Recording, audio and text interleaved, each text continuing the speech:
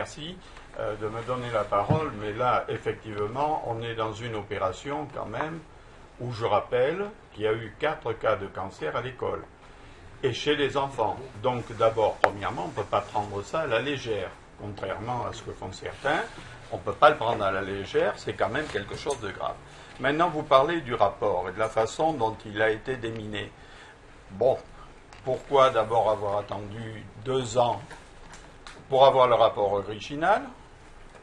Pourquoi l'avoir publié en plein mois d'août?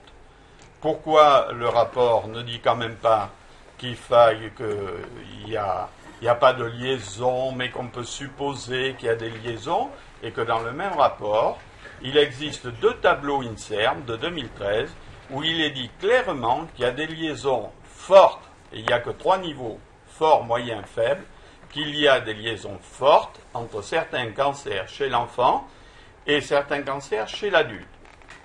Ça, c'est le premier point. Deuxième point, je ne comprends pas pourquoi la MSA fait une telle campagne sur les pesticides si vraiment ça n'a aucun risque. Je ne comprends pas pourquoi des réunions interministérielles vont se tenir tout simplement pour que les ouvriers agricoles s'habillent en cosmonautes pour entrer dans les vignes.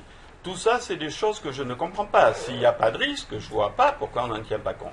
Et moi, ce que je voudrais dire, et ce qui me paraît très important, parce que quand j'entends un adjoint de Prégnac dire qu'effectivement, il y a de plus en plus de cancers chez l'adulte, et en particulier chez les viticulteurs, je ne rappellerai pas quelques nouveaux cas qu'on vient de m'indiquer.